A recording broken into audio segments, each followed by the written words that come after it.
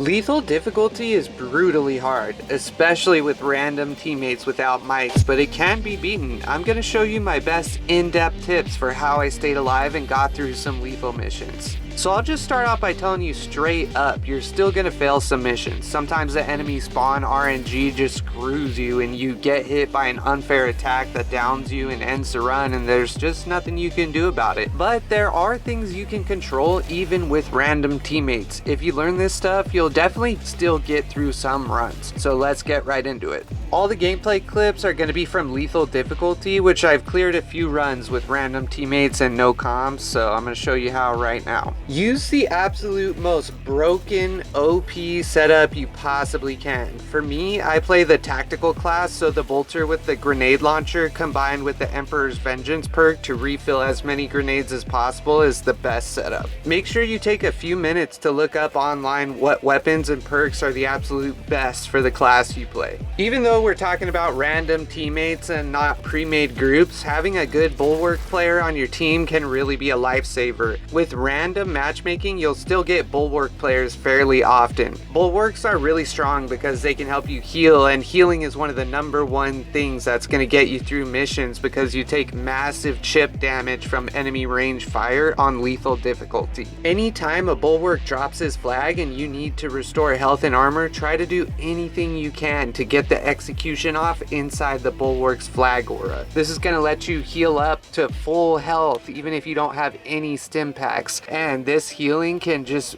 really make a huge difference in getting you through those levels. Next, hug your teammates' asses as much as you can.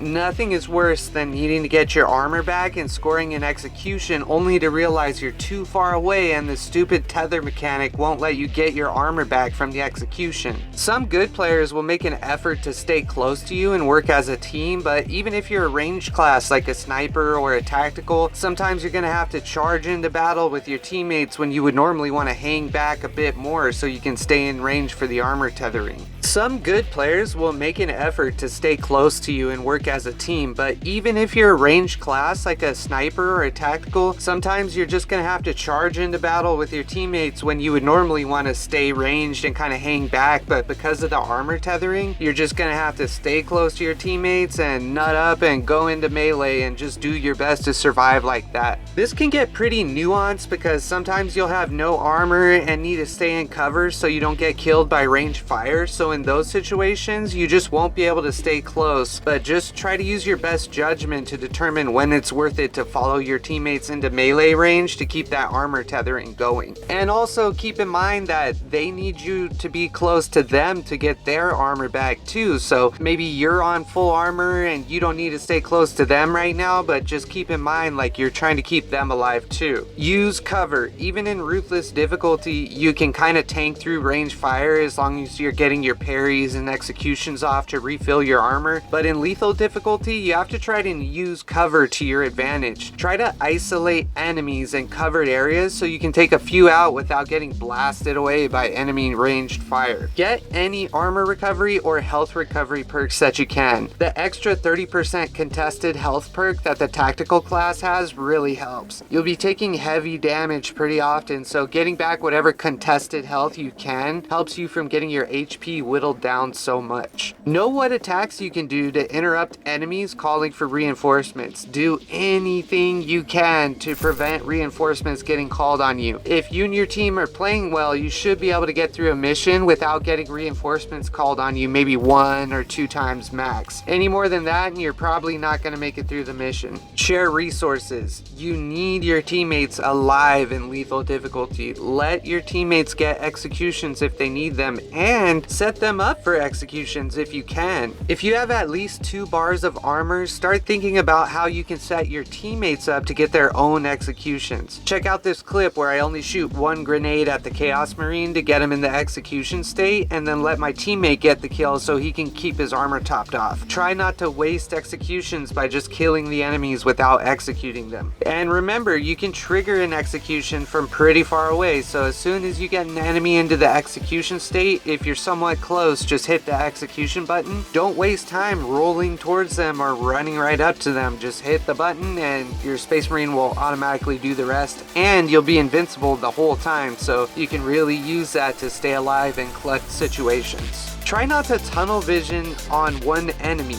If you have to aim down sights to get a kill, do it as quickly as possible and then zoom back out to get full field of vision so you can see the battlefield around you. Since Terminus enemies no longer have the warning indicator when attacking you, they can surprise attack you from out of your cone of vision, so be tactical and mindful when you're aiming down sights. If you found this video useful, you might like my other video about 10 more Space Marine 2 tips, which should be popping up on the screen right about now.